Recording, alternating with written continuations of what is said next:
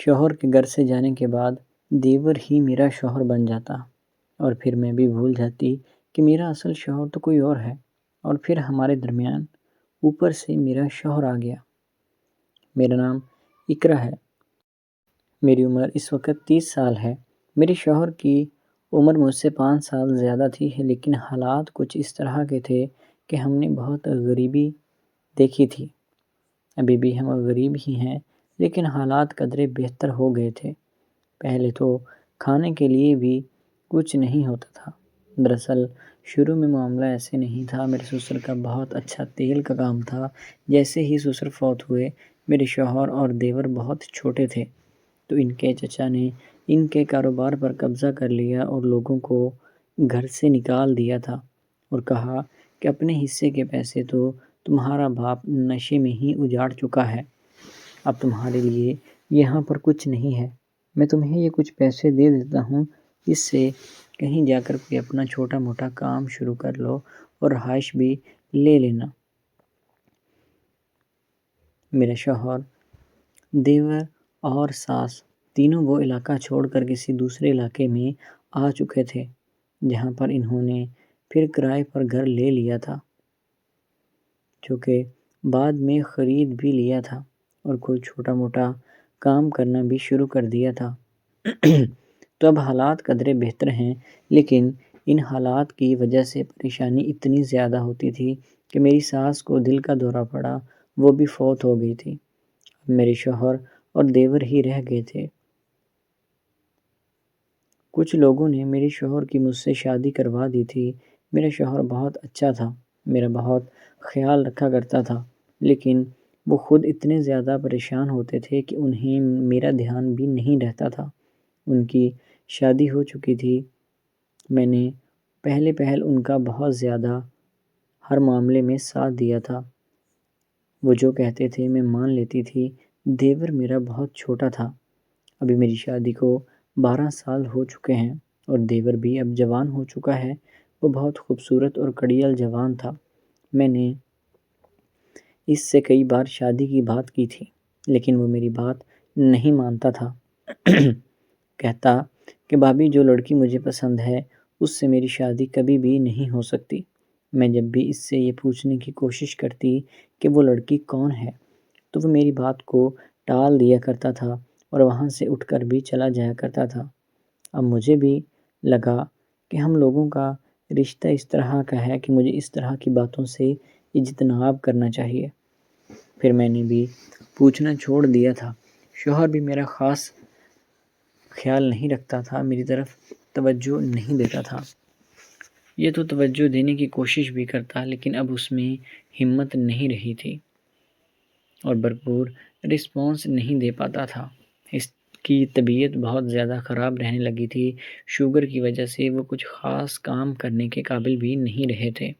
اب جو بھی تھا وہ میرے دیور کے بلبوتے پر ہی تھا۔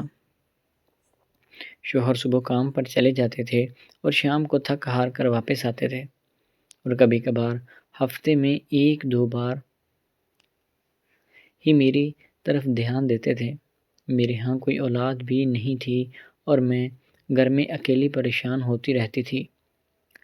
میرے شوہر نے میرے دیور سے کئی بار کہا تھا کہ تم بھی میرے ساتھ کام پر چلے جایا کرو، لیکن وہ ابھی مان نہیں رہا تھا۔ وہ کہتا کہ ابھی تو میرے ہنسنے کھیلنے کے دن ہیں، کچھ دنوں تک میں آپ لوگوں کے ساتھ کام پر بھی جایا کروں گا۔ شوہر اپنے بھائی سے بہت پیار کرتا تھا، اس لیے وہ اسے کبھی بھی کوئی ڈانٹ ڈپٹ نہیں کرتا تھا، لیکن پچھلے کچھ دنوں سے میں نے محسوس کیا تھا کہ میرا دیور کی آنکھ کچھ گہری سی دکھائی دے رہی ہے، کہ وہ بدلا بدلا سا محسوس ہو رہا تھا۔ اب مجھے نہیں اندازہ تھا کہ اس کے ذہن میں کیا چل رہا ہے، لیکن جو بھی تھا مجھے اچھے تاثر نہیں مل رہے تھے، اس لیے میں نے بھی اس سے تھوڑا فاصلہ اور بڑھا لیا تھا۔ میں ایک چیز محسوس کر رہی تھی کہ میں جو بھی کام کرتی ہوں میرا دیور میرے اوپر نظر رکھتا ہے۔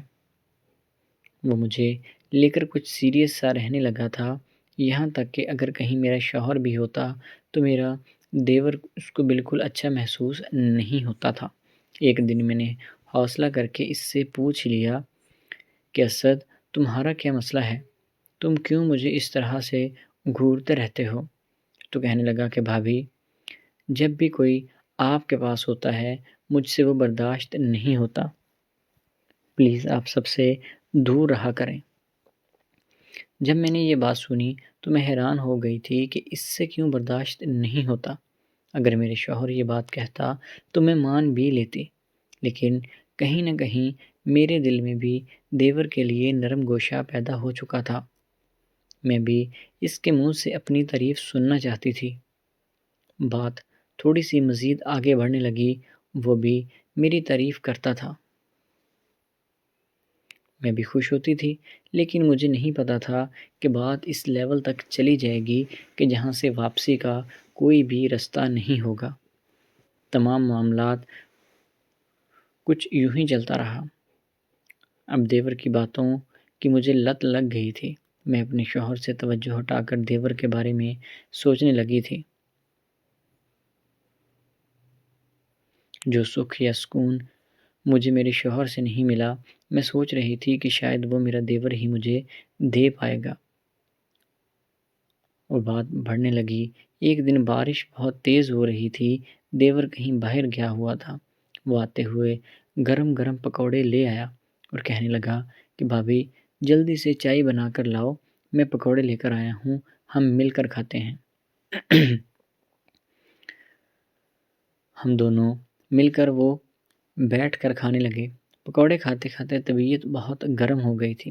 بس پھر کیا تھا، ہم لوگ ایک لمبے سفر پر نکل گئے تھے۔ سفر کرتے کرتے ابھی رستے میں ہی تھے کہ کسی نے باہر سے دروازہ کھٹکھٹا دیا۔ میرے دیور نے بھاگ کر دروازہ کھولا، دیکھا کہ سامنے میرا شوہر کھڑا ہوا ہے۔ اس کے آنکھوں کے ڈورے لال ہو چکے تھے اور اسے پتہ چل چکا تھا کہ ہم لوگ کیا کر رہے ہیں۔ اس نے اپنے بھائی کو بہت مارا اور مجھے بھی طلاق دے کر گھر سے نکال دیا تھا۔ اب نہ جانے وہ کس حال میں ہے۔ میں ایک گھر میں نوکرانی کا کام کرتی ہوں۔ میری زندگی اجڑ گئی ہے۔ ایک ذرا سی خواہش کے لیے میں نے اپنا سارا کچھ برباد کر دیا ہے۔ دوستو، میری آپ سب سے یہی گزارش ہے کہ کبھی بھی کوئی بھی اس طرح کا قدم نہیں اٹھانا چاہیے کہ جو آپ کی زندگی اجاڑ کر رکھ دے۔ ذرا سی سکون کے لیے میں نے اپنی دنیا اور آخرت دونوں برباد کر لی ہیں۔ تو دوستو، امید ہے کہ آپ کو ویڈیو اچھی لگی ہوگی۔ اگر کہانی پسند آئی تو ہمارے چینل کو سبسکرائب کریں۔ ملتے ہیں اگلی ویڈیو میں، تب تک کے لیے